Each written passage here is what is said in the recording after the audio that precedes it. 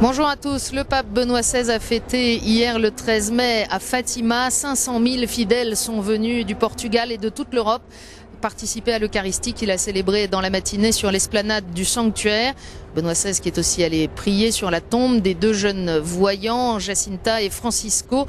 Il a dit sa joie d'être là en pèlerin et on a vu un Benoît XVI serein, heureux et très recueilli dans ce haut lieu de la dévotion populaire. Le pape qui a appelé les fidèles à la confiance. Celui qui penserait que le message prophétique de Fatima est achevé se tromperait, explique-t-il. Dieu est à la recherche de justes pour sauver la cité des hommes. Mais justement, c'est le message de Fatima, conversion, prière, pénitence, qui peut changer le monde.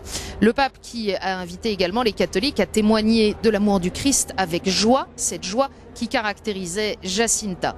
L'après-midi, Benoît XVI avait deux grands rendez-vous sur son agenda. D'abord une rencontre avec les acteurs de la pastorale sociale et puis une autre avec l'épiscopat portugais.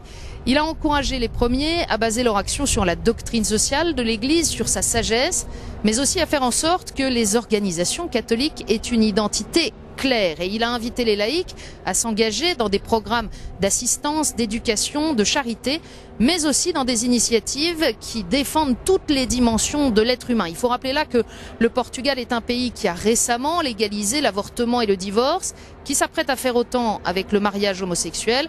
Et le pape a voulu rappeler la nécessité de protéger la vie dès sa conception et le mariage, union indissoluble d'un homme et d'une femme. Et puis, il avait donc rendez-vous ensuite avec l'épiscopat portugais. Benoît XVI a d'abord voulu remercier les évêques de leur soutien, un soutien qui l'a réconforté, a-t-il dit. Il a appelé à un nouveau dynamisme missionnaire des chrétiens. Il faut d'authentiques témoins du Christ, martèle le pape, spécialement dans des milieux où le silence de la foi est le plus grand. Et le pape a cité le monde politique, le monde intellectuel ou encore celui de la communication, regrettant notamment que dans ces milieux se trouvent des croyants honteux de leur foi qui prêtent leur concours au sécularisme. Mais ce n'est pas avec de simples discours, des rappels moraux ou des allusions générales aux valeurs chrétiennes que l'Église pourra aujourd'hui toucher les cœurs, explique Benoît XVI. C'est la rencontre avec des personnes croyantes qui pourra attirer vers la grâce du Christ. Et puis dans son intervention, le pape a salué tout spécialement le dynamisme des communautés nouvelles qu'il a invité à approfondir toujours leur charisme, mais sous la direction des pasteurs qui doivent les aider à trouver la voie juste. Et il a invité également les évêques à approfondir leur paternité, singulièrement envers le clergé en cette année sacerdotale.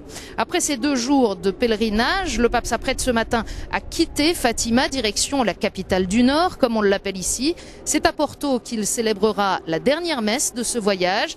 Le pape quittera en début d'après-midi le Portugal.